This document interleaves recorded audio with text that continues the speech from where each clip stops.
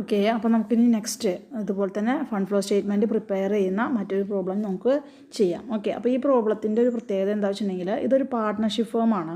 അപ്പോൾ partnership firm ആവുമ്പോൾ ചില വ്യത്യാസങ്ങൾ നമ്മുടെ കമ്പനിയിൽ നിന്നും പാർട്ട്ണർഷിപ്പ് ഫേമിന് ചില വ്യത്യാസങ്ങളുണ്ട്. പ്രധാനമായിട്ടും അതിൻ്റെ ഷെയർ ക്യാപിറ്റൽ, അതിൻ്റെ ക്യാപിറ്റലിലാണ്. കമ്പനി അക്കൗണ്ട്സിലാണെങ്കിൽ അത് ഷെയർ ക്യാപിറ്റലാവും, പബ്ലിക്കിന് ഇഷ്യൂ ചെയ്തുള്ള ക്യാപിറ്റലാവും. അപ്പോൾ ക്യാപിറ്റൽ കൂടിക്കഴിഞ്ഞാൽ അതിൻ്റെ അർത്ഥം എന്താണ്? അവർ പുതിയതായിട്ട് പിന്നെ ഷെയർ ഇഷ്യൂ ചെയ്ത് ക്യാപിറ്റൽ കളക്ട് ചെയ്തിട്ടുണ്ട്. അതായത് അത് സോഴ്സസ് ആയിട്ടാണ് നമ്മളതിനെ കൺസിഡർ ചെയ്യാം. ഇനി ഇവിടെ നിങ്ങൾക്ക് പാർട്ട്ണർഷിപ്പ് ഫേം ആകുമ്പോൾ നിങ്ങൾക്ക് ക്യാപിറ്റൽ തരും. ചിലപ്പോൾ അത് കമ്പൈൻഡ് ക്യാപിറ്റലായിട്ടാണ് തരിക. കമ്പൈൻഡ് ക്യാപിറ്റൽ എന്ന് പറയുമ്പോൾ പാർട്ട്നേഴ്സ് കൊണ്ടുവന്ന ക്യാപിറ്റൽ അത് കമ്പൈനായിട്ടാണല്ലോ കൊണ്ടുവരിക. ഓക്കെ, അപ്പോൾ കമ്പൈൻഡ് ക്യാപിറ്റലായിട്ടാണ് തരിക. ചിലപ്പോൾ അതിൽ വർധനവുണ്ടാവും, ചിലപ്പോൾ അതിൽ കുറവുണ്ടാവും. അത് നിങ്ങൾ എന്ത് ചെയ്യണം? അപ്പോൾ ഇത്തരത്തിൽ പാർട്ട്ണർഷിപ്പ് ഫേം ആണെങ്കിൽ നിങ്ങൾ എന്ത് ചെയ്യണം? അത് കാൽക്കുലേഷൻ നടത്തണം. കാൽക്കുലേഷൻ നടത്തണത് ഒന്നുകിൽ ക്യാപിറ്റൽ ഇൻട്രൊഡ്യൂസ് ചെയ്യുകയായിരിക്കും ചെയ്തിട്ടുണ്ടാവുക. ഓക്കെ, ഇൻട്രൊഡ്യൂസിങ് ക്യാപിറ്റലാവും ഉണ്ടാവുക. അതല്ലെങ്കിൽ ക്യാപിറ്റലിൽ നിന്നും നമ്മൾ എന്ത് ചെയ്തിട്ടുണ്ടായിരിക്കും? ഡ്രോയിങ്സ് ഉണ്ടായിരിക്കും. ഓക്കെ, അപ്പോൾ അതിൻ്റെ ആ ഒരു ഫോർമുല നിങ്ങൾ എപ്പോഴും മനസ്സിലാക്കി വെക്കണം. ഒരു സ്ഥാപനത്തിൻ്റെ, ഒരു പാർട്ട്ണർഷിപ്പ് ഫേമിൻ്റെ ക്ലോസിങ് ക്യാപിറ്റൽ എന്ന് പറഞ്ഞിട്ടുണ്ടെങ്കിൽ അതിൻ്റെ ഓപ്പണിംഗ് ക്യാപിറ്റലിനോട് കൂടിയിട്ട് എന്ത് കൂട്ടിയിട്ടുണ്ടാവും? നെറ്റ് പ്രോഫിറ്റ് കൂട്ടിയിട്ട് അതിൽ നിന്നും ഡ്രോയിങ്സ് കുറച്ചതാണ് അതിൻ്റെ പിന്നെ ക്ലോസിങ് ക്യാപിറ്റൽ എന്ന് പറഞ്ഞിട്ടുണ്ടെങ്കിൽ. അപ്പോൾ ചില ഐറ്റത്തിൽ ഡ്രോയിങ്സ് നിങ്ങൾക്ക് തരുന്നില്ല. അപ്പോൾ നിങ്ങൾ ജസ്റ്റ് അത് കാൽക്കുലേറ്റ് ചെയ്ത് ഡ്രോയിങ്സ് ഉണ്ടോ, അതുപോലെ തന്നെ ചിലപ്പോൾ അഡീഷണൽ ക്യാപിറ്റൽ കൊണ്ടുവന്നിട്ടുണ്ടോ എന്നുള്ളത് നിങ്ങൾ കണ്ടുപിടിക്കേണ്ടി വരും. മനസ്സിലാവുന്നുണ്ടോ? അപ്പോൾ അതാണ് ഈ പാർട്ട്ണർഷിപ്പ് ഫേമിൽ പ്രധാനമായിട്ടും നമ്മൾ മനസ്സിലാക്കേണ്ട പ്രധാനപ്പെട്ട ഒരു സിറ്റുവേഷൻ അല്ലെങ്കിൽ ഒരു ക്ലോസ് അതാണ് കേട്ടോ. അപ്പോൾ അത് നിങ്ങളെപ്പോഴും ചെയ്ത് നോക്കണം. ചെയ്യണം എന്ന് പറഞ്ഞിട്ടില്ലെങ്കിൽ പോലും, അതിനുള്ള ക്ലൂ തന്നിട്ടില്ലെങ്കിൽ പോലും നിങ്ങളതൊന്ന് ചെയ്ത് നോക്കിയിട്ട് അഡീഷണൽ ക്യാപിറ്റൽ കൊണ്ടുവരികയാണോ അതോ ഡ്രോയിങ്സ് ആണോ ഉണ്ടായിരിക്കണം എന്നുള്ള കാര്യങ്ങൾ നിങ്ങൾ കണ്ടെത്തേണ്ടി വരും. ഓക്കെ, അപ്പോൾ ഇനി നമ്മൾക്ക് ക്വസ്റ്റ്യൻ നോക്കാം കേട്ടോ. ശ്രദ്ധിക്കുക. The balance sheet of Scindia and Bindhya as on 2015 and 16 as follows. അപ്പോൾ 2015 അവസാനം അല്ലെങ്കിൽ 2016 ഓപ്പണിങ്ങിലെ ബാലൻസ് ഷീറ്റും 2016 ക്ലോസിങ്ങിലെ ബാലൻസ് ഷീറ്റുമാണ് നിങ്ങൾക്ക് തന്നിരിക്കുന്നത്. ഓക്കെ, അപ്പോൾ നമ്മൾ എന്ത് ചെയ്യണം? അത് ഡീറ്റെയിൽ ആയിട്ട് നമുക്ക് ആദ്യം ഒന്ന് നോക്കാം. ഓക്കെ, അതിൽ ക്രെഡിറ്റേഴ്സ് ഉണ്ട്. ക്രെഡിറ്റേഴ്സ് നിങ്ങൾക്ക് അറിയാലോ, schedule of changes in working ക്യാപിറ്റലിലേക്കാണ് വരിക. അത് എന്താണ് കൂടുതലാണ് വന്നിരിക്കുന്നത്. അപ്പോൾ സ്വാഭാവികമായിട്ടും വർക്കിംഗ് ക്യാപിറ്റലിന് അത് കുറയ്ക്കും. അപ്പോൾ ഇനി ഞാനത് പറയുന്നില്ല, കാരണം നമുക്ക് schedule of changes in working capital വളരെ സിമ്പിളായിട്ട് നമുക്ക് എഴുതാം. ഓക്കെ, പിന്നെ സിന്ധ്യാസ് ലോൺ എടുത്തിട്ടുണ്ടായിരുന്നു. അതായത് ഓപ്പണിംഗ് ഡേറ്റിൽ 25,000 രൂപ ലോൺ ഉണ്ട്, പക്ഷേ ക്ലോസിംഗ് ഡേറ്റിൽ ലോൺ കാണാനില്ല. അപ്പോൾ അതിൻ്റെ അർത്ഥം സിന്ധ്യ എന്ത് ചെയ്തിട്ടുണ്ടായിരിക്കും? ലോൺ അടച്ചിട്ടുണ്ടായിരിക്കും ഇല്ലേ? ലോൺ അടച്ചിട്ടുണ്ടായിരിക്കും. അപ്പോൾ അത് ഔട്ട്ഫ്ലോ ആണ് എന്ന് വെച്ചിട്ടുണ്ടെങ്കിൽ അപ്ലിക്കേഷനാണ്.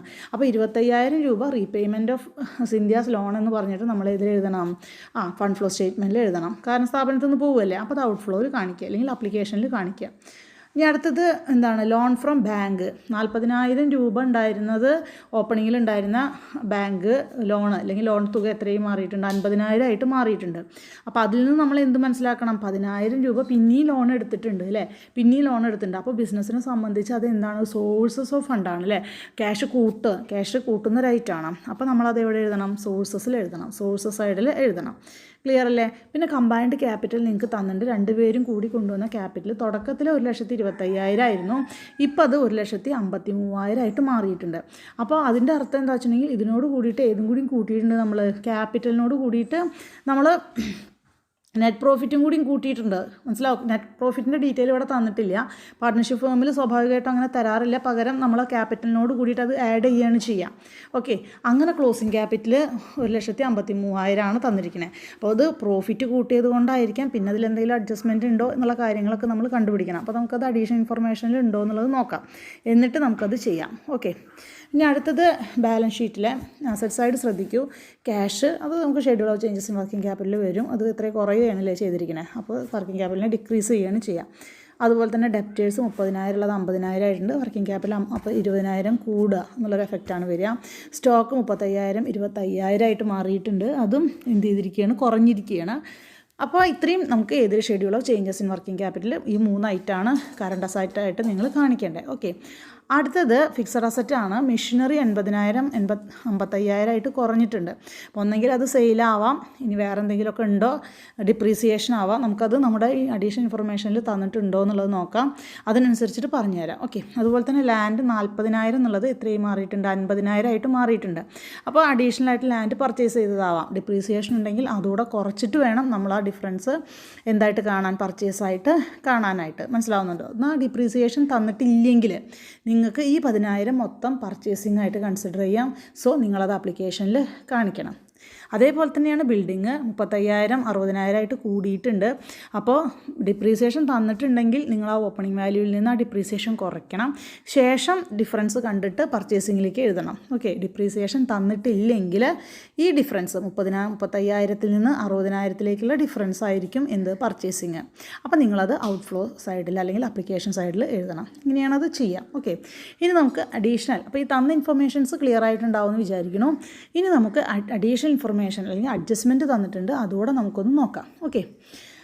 അതിലെന്താ പറയുന്നത്, during the year machine costing ₹10,000 10,000 രൂപ വിലയുള്ള മെഷീൻ. ഓക്കെ. ആ വർഷം 10,000 രൂപ വിലയുള്ള മെഷീൻ. Accumulated depreciation 3,000. അതിൻ്റെ അക്യുമുലേറ്റഡ് ഡിപ്രീസിയേഷൻ എത്രയാണ്, കൂട്ടിവെച്ചുള്ള ഡിപ്രീസിയേഷൻ എത്ര ഉണ്ട്, 3,000 ഉണ്ട്. അത് നമ്മൾ സോൾഡ് നമ്മളത് വിറ്റു. എത്ര രൂപയ്ക്കാണ് വിൽക്കുന്നത്, 5,000 രൂപയ്ക്ക് നമ്മളത് വിറ്റു. ഓക്കെ. അപ്പോൾ ഇവിടെ ഈ അക്യുമുലേറ്റഡ് ഡിപ്രീസിയേഷൻ എന്നുള്ളതുകൊണ്ട് ഉദ്ദേശിക്കുന്നത് പ്രൊവിഷനാണ് ഉദ്ദേശിക്കുന്നത്. കാലങ്ങളായിട്ട് നമ്മൾ ഡിപ്രീസിയേഷൻ ഒരു പ്രൊവിഷൻ ക്രിയേറ്റ് ചെയ്യണം, അല്ലാതെ വാല്യൂ കുറയ്ക്കുന്നില്ല. ഓക്കെ. അപ്പോൾ അതാണ് ഇവിടെ അഡ്ജസ്റ്റ്മെൻറ്റിൽ പറയുന്നത്. ഇനി the provision for depreciation against machinery 1/1/2016 was 25,000. ഇനി ഈ മെഷീനറിയുടെ പ്രൊവിഷൻ എന്ന് പറയുന്നത് ഓപ്പണിംഗ് ഡേറ്റിലെ പ്രൊവിഷൻ 25,000 ക്ലോസിംഗ് ഡേറ്റിലെ പ്രൊവിഷൻ 40,000 ആണ്. ഓക്കെ. ഓപ്പണിംഗ് ഡേറ്റിലെ പ്രൊവിഷൻ എത്രയാണ്, 25,000. ക്ലോസിംഗ് ഡേറ്റിലെ പ്രൊവിഷൻ 40,000. പക്ഷേ നമുക്കിവിടെ തന്നിരിക്കുന്ന മെഷീനറി, അതായത് ബാലൻസ് ഷീറ്റിൽ തന്നിരിക്കുന്ന മെഷീനറി 80 55 എന്നുള്ളത് എന്താണ്, അത് ഡിപ്രീസിയേഷൻ കുറച്ചിട്ടുള്ള തുകയാണ്. കാരണം അതിൻ്റെ ലാബിലിറ്റി സൈഡിൽ പ്രൊവിഷനൊന്നും കാണാനില്ല. പ്രൊവിഷൻ ഇവിടെ ഉണ്ടെങ്കിൽ ഇത് ഒറിജിനൽ കോസ്റ്റ് ആവും. പ്രൊവിഷനൊന്നും ഇവിടെ ലാബിലിറ്റി സൈഡിൽ കാണാത്തത് കൊണ്ട് നമുക്ക് മനസ്സിലാക്കണം ഇതെന്താണ്, ഡിപ്രീസിയേഷൻ കുറച്ചിട്ടുള്ള വിലയാണ് നിങ്ങൾക്ക് തന്നിരിക്കുന്നത്. പക്ഷേ അഡ്ജസ്റ്റ്മെൻറ്റിൽ നമ്മളോട് പ്രൊവിഷൻ വെച്ചിട്ടാണ് നമ്മളോട് പറഞ്ഞിരിക്കുന്നത്. മനസ്സിലാവുന്നുണ്ടോ? അത് നിങ്ങൾ ക്ലിയർ ആക്കണം കേട്ടോ. അഡ്ജസ്റ്റ്മെൻറ്റിൽ പ്രൊവിഷൻ വെച്ചിട്ടാണ് തന്നിരിക്കുന്നത്. അപ്പോൾ അതിൻ്റെ ഡീറ്റെയിൽ, അതായത് മെഷീൻ വിറ്റ വിലയൊക്കെ നമുക്ക് പ്രൊവിഷൻ വെച്ചിട്ടാണ് നമ്മളോട് പറഞ്ഞിരിക്കുന്നത്. അപ്പോൾ നിങ്ങൾ എന്ത് ചെയ്യണം, നമ്മൾ ഇത്തരത്തിലൊരു പ്രോബ്ലം ചെയ്തിട്ടുണ്ട്. നമ്മൾ എന്ത് ചെയ്യണം, ഈ മെഷീനറിയുടെ വാല്യൂ ഓപ്പണിംഗ് ഡേറ്റിൽ 80,000 എന്നുള്ളത് പ്രൊവിഷൻ കൂട്ടിയിട്ട് നിങ്ങളതിൻ്റെ ഒറിജിനൽ കോസ്റ്റിലേക്ക് കൺവേർട്ട് ചെയ്യണം. ഓക്കെ. അപ്പോൾ മെഷീനറിയുടെ ഓപ്പണിംഗ് ഡേറ്റ്, മെഷീനറി അക്കൗണ്ട് നിങ്ങൾ വരയ്ക്കണം. മെഷീനറി അക്കൗണ്ട് വരയ്ക്കുമ്പോൾ അതിൻ്റെ ഓപ്പണിംഗ് ബാലൻസ് എന്ന് പറയുന്നത് എത്രയായിരിക്കും, 80,000 കൂടെ 25,000 പ്രൊവിഷൻ കൂട്ടിയതാണ് അതിൻ്റെ ഓപ്പണിംഗ് ബാലൻസ് വരിക. അത് അറ്റ് കോസ്റ്റാണ്, നമ്മൾ വാങ്ങിയ വിലയാണത്. ഓക്കെ. അതേപോലെ തന്നെ അതിൻ്റെ ക്ലോസിംഗ് ഡേറ്റിലെ മെഷീനറി എന്ന് പറഞ്ഞിട്ടുണ്ടെങ്കിൽ എത്രയായിരിക്കും, 55,000 ആണ് ക്ലോസിംഗ് ഡേറ്റിൽ നമുക്ക് ഡിപ്രീസിയേഷൻ കുറച്ചുള്ള മെഷീനറിയുടെ വാല്യൂ തന്നിരിക്കണേ. പക്ഷേ നമ്മളിവിടെ പ്രൊവിഷൻ വെച്ച് ചെയ്യുന്നത് കൊണ്ട് ഇതിനെ കോസ്റ്റ് വാല്യൂവിലേക്ക് കൺവേർട്ട് ചെയ്യണം.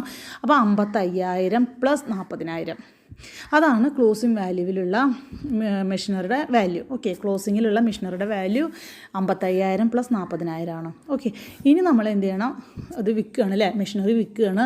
അപ്പോൾ സ്വാഭാവികമായിട്ടും ക്രെഡിറ്റ് സൈഡിൽ നമ്മളത് 10,000 രൂപയുടെ മെഷീനറിയാണ് കോസ്റ്റ്, 10,000 രൂപ കോസ്റ്റുള്ള മെഷീനറിയാണ് വിൽക്കുന്നത്. അതിന് നമ്മൾ സ്പ്ലിറ്റ് ചെയ്തിട്ട് എഴുതണം. എങ്ങനെയൊക്കെയാണ് എഴുതുക, നമുക്കറിയാം വിറ്റിട്ട് നമുക്ക് കിട്ടുന്നത് എത്രയാണ്, 5,000 ആണ്. പ്രസൻ്റ്ലി അതിൻ്റെ വാല്യൂ എത്രയാണ് നോക്കൂ 10,000 രൂപ ഉണ്ടായിരുന്നത് 3,000 ഡിപ്രീസിയേഷനാണ് അല്ലേ, പ്രൊവിഷനാണ്. അങ്ങനെ വരുമ്പോൾ 7,000 രൂപയാണ് ഇതിൻ്റെ വാല്യൂ. പക്ഷേ നമ്മൾ 5,000-ത്തിനാണ് വിറ്റിരിക്കുന്നത്. ഓക്കെ. അപ്പോൾ ഓക്കെ. അപ്പോൾ നമുക്ക് എത്ര രൂപ നഷ്ടം വരും, 2,000 രൂപ നമുക്ക് എന്ത് വരും, നഷ്ടം വരും അല്ലേ. അപ്പോൾ നിങ്ങൾ മെഷീനറി അക്കൗണ്ട് വരച്ചിട്ട് നിങ്ങൾ എന്താ എഴുതേണ്ടത്, ഓപ്പണിംഗ് ബാലൻസ് നമ്മുടെ പ്രൊവിഷൻ കൂട്ടിയിട്ട് 25,000 കൂട്ടിയിട്ട് ഓപ്പണിംഗ് ബാലൻസ് മെഷീനറിയുടെ ബാലൻസ് ഡെബിറ്റ് സൈഡിൽ എഴുതുക. ക്രെഡിറ്റ് സൈഡിൽ ക്ലോസിംഗ് ബാലൻസ് ഇതേപോലെ തന്നെ 40,000 കൂട്ടിയിട്ട് ക്ലോസിംഗ് ബാലൻസ് എഴുതുക. പിന്നെ എവിടെയാണ് ക്രെഡിറ്റ് സൈഡിൽ നിങ്ങൾ 10,000 രൂപയുടെ മെഷീനറി നഷ്ടപ്പെട്ടിരിക്കണം. അപ്പോൾ 10,000 ഒറ്റയടിക്ക് ഇങ്ങനെ കാണിക്കുകയല്ല ചെയ്യുക, പകരം അത് സ്പ്ലിറ്റ് ചെയ്ത് എഴുതണം. എങ്ങനെയൊക്കെയാണ് എഴുതേണ്ടത്, 5,000 രൂപ സെയിൽ അല്ലെങ്കിൽ ക്യാഷ് അല്ലേ, ക്യാഷ് നമുക്ക് 5,000 രൂപ വിറ്റിട്ട് ക്യാഷ് വന്നിട്ടുണ്ട് 5,000. പിന്നെ ലോസ് ഓഫ് സെയിൽ എത്ര വന്നിട്ടുണ്ട്, 2,000. പിന്നെ പ്രൊവിഷൻ ഫോർ ഡിപ്രീസിയേഷൻ എത്ര ഉണ്ട്, 3,000. അങ്ങനെ വേണം ആ 10,000 കാണിക്കാനായിട്ട്. മനസ്സിലാവുന്നുണ്ടോ? ഓക്കെ. അപ്പോൾ മെഷീനറിയുടെ എന്ത് കിട്ടി നമുക്ക് അക്കൗണ്ട് വരയ്ക്കുക. അതുപോലെ തന്നെ നിങ്ങൾ പ്രൊവിഷൻ ഓഫ് മെഷീനറിയുടെയും അക്കൗണ്ട് വരയ്ക്കണം. ഓക്കെ, അപ്പോൾ പ്രൊവിഷൻ നമുക്കറിയാലോ എങ്ങനെയാണ് പ്രൊവിഷൻ ഓഫ് മെഷീനറിയുടെ അക്കൗണ്ട് വരയ്ക്കുക. അതേപോലെ തന്നെ opening balance 25,000, closing balance 40,000. Opening balance credit സൈഡിൽ എഴുതുക, ക്ലോസിംഗ് ബാലൻസ് ഡെബിറ്റ് സൈഡിൽ എഴുതുക. പിന്നെ എത്ര പ്രൊവിഷനുള്ള മെഷീനറിയാണ് വിറ്റത്, നമ്മൾ 3,000 രൂപ പ്രൊവിഷനാണ് വിറ്റത് അല്ലേ. അപ്പോൾ മെഷീനറി എന്ന് പറഞ്ഞിട്ട് നമ്മൾ എത്ര കാണിക്കണം, 3,000 കാണിക്കുക. ബാലൻസ് ഉള്ളത് നമ്മൾ അഡ്ജസ്റ്റഡ് പ്രോഫിറ്റ് ആൻഡ് ലോസ് അക്കൗണ്ടിലേക്ക് കാണിക്കണം. ഓക്കെ, അതിൻ്റെ അർത്ഥം എന്താണ്, അത്രയും എമൗണ്ട് നമ്മൾ ഇതിൽ നിന്ന് മറ്റേ പ്രോഫിറ്റിൽ നിന്ന് നമ്മൾ മാറ്റി വെച്ചിരിക്കുന്നു. 18,000 രൂപയാണ് പ്രസൻറ്റിലുള്ള പ്രൊവിഷൻ എന്നാണ് അതിൻ്റെ അർത്ഥം. പ്രസൻറ്റ് ഇയറിലുള്ള പ്രൊവിഷൻ 18,000. അപ്പോൾ അത് നമ്മൾ പ്രോഫിറ്റ് ആൻഡ് ലോസ് അക്കൗണ്ടിൽ നമ്മൾ എന്ത് ചെയ്യണം, പ്രോഫിറ്റിനോട് കൂടിയിട്ട് നമ്മൾ ആഡ് ചെയ്യണം. എന്ന് വെച്ചാൽ അതിന് ഡെബിറ്റിൽ പ്രോഫിറ്റ് ആൻഡ് ലോസ് അഡ്ജസ്റ്റ്മെൻറ്റ് അക്കൗണ്ടിൽ ഡെബിറ്റ് സൈഡിൽ നമ്മൾ ആ 18 എത്ര എമൗണ്ട് വെച്ചാൽ അത് കാണിക്കണം. ഓക്കെ, അപ്പോൾ അങ്ങനെയാണ് നിങ്ങളത് ചെയ്യേണ്ടത്. ക്ലിയർ അല്ലേ? ഇനി അടുത്ത അഡ്ജസ്റ്റ്മെൻറ്റ് എന്താ പറയുന്നത്, net profit for the year. ഇനി നിങ്ങൾക്ക് നെറ്റ് പ്രോഫിറ്റ് തന്നിട്ടുണ്ട്. 2017 നെറ്റ് പ്രോഫിറ്റ് 45,000 തന്നിട്ടുണ്ട്.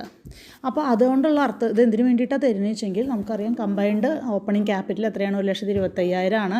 അതിനോട് കൂടിയിട്ട് നിങ്ങൾ നെറ്റ് പ്രോഫിറ്റ് കൂട്ടണം. അതിനോട് കൂടി നെറ്റ് പ്രോഫിറ്റ് കൂട്ടിയാൽ അത്രയും നിങ്ങൾക്ക് ക്ലോസിംഗ് ബാലൻസ് കിട്ടുകയാണെങ്കിൽ നിങ്ങളുടെ ഇക്വേഷൻ നിങ്ങൾ ചെയ്തത് കറക്റ്റാണ്, ഒന്നും സംഭവിച്ചിട്ടില്ല. അതല്ല, അത് നിങ്ങൾക്ക് കിട്ടുമ്പോൾ നിങ്ങൾക്ക് ക്ലോസിംഗ് ബാലൻസ് കിട്ടിയിട്ടില്ലെങ്കിൽ അതിൻ്റെ അർത്ഥം ഒന്നെങ്കിൽ അഡീഷണൽ ക്യാപിറ്റൽ കൊണ്ടുവന്നിട്ടുണ്ടാവും, അല്ലെങ്കിൽ എന്ത് വന്നിട്ടുണ്ടാവും, ഡ്രോയിങ്സ് വന്നിട്ടുണ്ടാവും. അപ്പോൾ നിങ്ങളത് കാണണം എന്താണ് അവിടെ ഇൻകർ ചെയ്തിട്ടുള്ളത് എന്നുള്ളത് നിങ്ങൾ ആ ഇക്വേഷൻ വെച്ച് ചെയ്യണം. അപ്പോൾ നിങ്ങൾക്ക് കിട്ടും. ഓക്കെ, അപ്പോൾ നമുക്കറിയാം 1,25,000 കൂടിയിട്ട് 45,000 കൂട്ടി കഴിയുമ്പോൾ 1,70,000 ആണ് വരിക. പക്ഷേ ഇവിടെ എത്രയേ ഉള്ളൂ, ക്ലോസിംഗ് ക്യാപിറ്റൽ 1,53,000 ഉള്ളൂ. അപ്പോൾ അതിൻ്റെ അർത്ഥം എന്താണ്, അയാൾ അതിൻ്റെ ബാക്കി തുക ഡ്രോ ചെയ്തിട്ടുണ്ട്, ഇവർ ഇത് ഡ്രോയിങ്സ് നടത്തിയിട്ടുണ്ട് എന്നാണ്. ഓക്കെ, അപ്പോൾ നിങ്ങളത് ഏതിൽ കാണിക്കണം, ആപ്ലിക്കേഷനിൽ പൈസ പോവുമല്ലേ. സോ ആപ്ലിക്കേഷൻ സൈഡിൽ നിങ്ങളത് കാണിക്കണം ആ എമൗണ്ട്. ഓക്കെ, അപ്പോൾ അത്രയും നിങ്ങളിവിടെ ചെയ്യണം. അപ്പോൾ നമുക്കിത് എങ്ങനെയാണ് ഒന്നും കൂടി ഡീറ്റെയിൽ ആയിട്ട് ഇത് എങ്ങനെ ചെയ്യുക, ഓരോ സ്റ്റേറ്റ്മെൻറ്റുകളും കൂടി നമുക്കൊന്ന് പരിശോധിക്കാം. ഓക്കെ, ഇത് വേഗം നമുക്ക് നോക്കാം. ഇപ്പോൾ ഡീറ്റെയിൽ ആയിട്ട് ഞാൻ ക്വസ്റ്റ്യൻ പറഞ്ഞു തന്നിട്ടുണ്ട്. ഇനി നമുക്ക് ഓരോ സ്റ്റേറ്റ്മെൻറ്റുകളെയും നമുക്കൊന്ന് നോക്കി നോക്കാം എങ്ങനെ ചെയ്തേന്നുള്ളത്.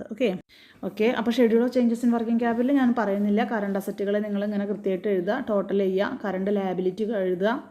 അത് പിന്നെ കറണ്ട് അസറ്റും കറണ്ട് ലയബിലിറ്റിയും ടോട്ടൽ ചെയ്തതിൽ നിന്നും കുറച്ച് കഴിഞ്ഞാൽ നിങ്ങൾക്ക് വർക്കിംഗ് ക്യാപിറ്റൽ കിട്ടും. വർക്കിംഗ് ക്യാപിറ്റൽ ഇൻക്രീസിംഗ് ആണോ ഡിക്രീസിംഗ് ആണോ എന്നുള്ളത് നോക്കുക. എത്ര ഇൻക്രീസിംഗ് ആണോ വെച്ചെങ്കിൽ ഏത് കോളത്തിലാണോ കുറവെങ്കിൽ ആ കോളത്തിൽ ആ ഫിഗർ കാണിക്കുക. ഓക്കെ, അതുപോലെ തന്നെ ഡിക്രീസ് കോളത്തിലോ ഇൻക്രീസ് കോളത്തിലോ വരുന്നത് വെച്ചെങ്കിൽ അതും കൃത്യമായിട്ട് എഫക്റ്റിൽ കാണിക്കുക. അങ്ങനെ നിങ്ങൾക്ക് എന്ത് കിട്ടും, ഇൻക്രീസ് ഇൻ വർക്കിംഗ് ക്യാപിറ്റൽ കിട്ടും. അത് നിങ്ങൾ എവിടെ എഴുതേണ്ടത്, ഇൻക്രീസ് ഇൻ വർക്കിംഗ് ക്യാപിറ്റൽ നിങ്ങൾ എവിടെ എഴുതേണ്ടത്, ഫണ്ട് ഫ്ലോ സ്റ്റേറ്റ്മെൻറ്റിൻ്റെ ആപ്ലിക്കേഷൻ സൈഡിൽ നിങ്ങൾ ഇൻക്രീസ് ഇൻ വർക്കിംഗ് ക്യാപിറ്റൽ എന്ന് പറഞ്ഞിട്ട് കാണിക്കണം. ക്ലിയർ? ഓക്കെ, ഇനി അടുത്തത് നമ്മൾ ചെയ്യുന്നത് ഏതാണ്, ഹിഡൻ ഐറ്റംസ് കണ്ടെത്താനായിട്ട് മെഷീനറി അക്കൗണ്ടും പ്രൊവിഷൻ ഫോർ ഡിപ്രീസിയേഷൻ അക്കൗണ്ടും വരയ്ക്കുകയാണ്. ഓക്കെ, അപ്പോൾ ആദ്യം ഇതിൽ പ്രൊവിഷനാണ് വരച്ചിരിക്കുന്നത്. നിങ്ങൾക്ക് വേണമെങ്കിൽ ആദ്യം എന്ത് വരയ്ക്കാം, മെഷീനറി വരയ്ക്കാം, അത് നിങ്ങളുടെ ഇഷ്ടമാണ് കേട്ടോ. അപ്പോൾ എങ്ങനെ വേണമെങ്കിലും ചെയ്യാം. ഇതിൽ provision opening balance 25,000, closing balance 40,000 provision തന്നിട്ടുണ്ട്.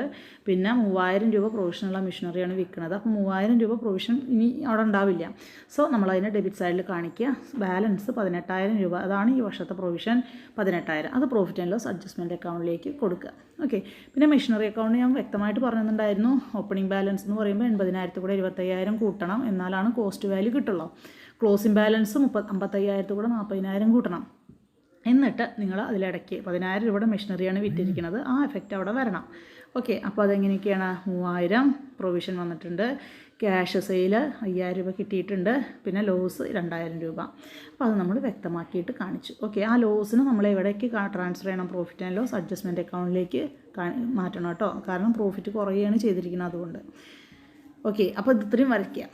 അത് കഴിഞ്ഞ് പിന്നെ നമ്മൾ ഏത് വരയ്ക്കണം, ഏതാണ് ഫണ്ട് ഫ്രം ഓപ്പറേഷൻ കാണാൻ വേണ്ടിയിട്ട് profit and loss adjustment account വരയ്ക്കണം. അപ്പോൾ അതെങ്ങനെയാണെന്നുള്ളത് നോക്കാം, ശ്രദ്ധിക്കാം.